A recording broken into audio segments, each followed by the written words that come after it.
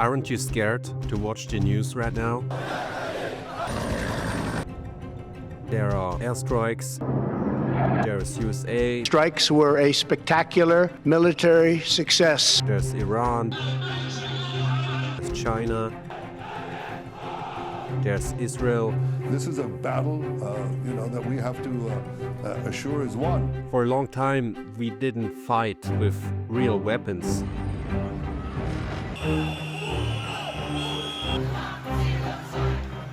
For a long time, we fight without firing a shot. In a few moments, I will sign a historic executive order instituting reciprocal tariffs on countries throughout the world. Range in value from maybe 60 or 70% tariffs to 10 and 20%. Prepared is this nation, United States, to deal with the consequences, economic and otherwise, of President Trump's global tariffs. Welcome to Trade War.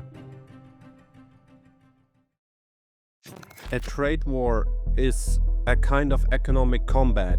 Instead of tanks, you have tariffs. Instead of troops, you have trade policies. It usually starts when one country feels taken advantage of. Maybe they believe their products are being undercut, or that jobs are being stolen, or that the trade deficit is just too big. So they strike back, not with weapons, but with import taxes. These make foreign products more expensive, supposedly to protect domestic industries. The other country, it retaliates, and so begins the spiral. Tit for tat economic blows, each side trying to out-hurt the other. But here's the twist. Trade wars don't just hit governments, they hit you and me, the consumer. Prices go up, choices go down, shrinkflation happens. Sometimes it's like two giants fighting and we're the ants caught in between. Starting tomorrow, the United States will implement reciprocal tariffs on other nations. President Trump's announcement of universal tariffs on the whole world, including the European Union, is a major blow. Quote, there are no winners in a trade war, and going against the world will only lead to self-isolation. Trade wars are fought with a very specific arsenal. Let's open the economic weapons locker. First, tariffs. Taxes on imported goods. If the US puts a 25% tariff on Chinese steel, that steel suddenly becomes more expensive in America. That's meant to help local producers compete, but it also means higher costs for American builders and manufacturers. Next, quotas, caps on how much of a product can be imported. This is the economic version of you can come in, but only 10,000 of you. Next, sanctions. These are more severe. A country might block an entire industry, company, or even freeze assets. Think of the sanctions on Iran, Russia, or North Korea.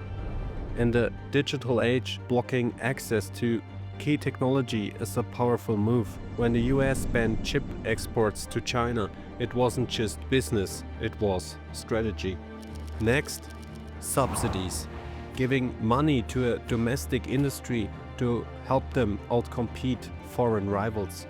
China's solar industry thriving partly because of massive government subsidies. These tools are silent but devastating. The shrapnel is economic, but the damage is real. What does America First mean? President Trump doubled down on an America First agenda Tuesday at the United Nations. President of the United States, I will always put America first. In 2018, Donald Trump lit the fuse on one of the most high-profile trade wars in modern history. Under the slogan America First, he imposed heavy tariffs on steel and aluminium imports, targeting China, the EU, Canada, and Mexico. The logic? American industries were being hollowed out, jobs had moved aboard, the playing field was unfair. China responded quickly, slapping tariffs on over 100 billion worth of US goods. That included soybeans, pork, and cars. This wasn't just a fight over money, it was a fight over power. Trump accused China of currency manipulation, IP theft, and corporate espionage. The casualties? American farmers lost access to one of their biggest markets. Consumers saw prices rise on everything from washing machines to electronics. Global markets trembled, stocks fell, investors panicked, and global supply chains, finely tuned over decades, got ripped apart. This was a war without bullets, but it had a real-world damage, and it revealed just how deeply connected and vulnerable the world economy had become. We're learning more about tariffs and the potential impact they could have on everyday consumers like us. Worst thing possible is going to happen. We'd have supply chain disruptions, higher prices, less commerce, a shrinking economy, and a recession. But Trump is still moving ahead with new tariffs. Where do you think that the talks broke down? Why choose a trade war over a traditional war? And the answer to that is quite easy. It's clean, it's cheap, and often it's just as effective. You don't have to send troops across a border. You don't have to send sons and daughters into a battlefield. There are no real dead bodies on the news. And that's what it's all about.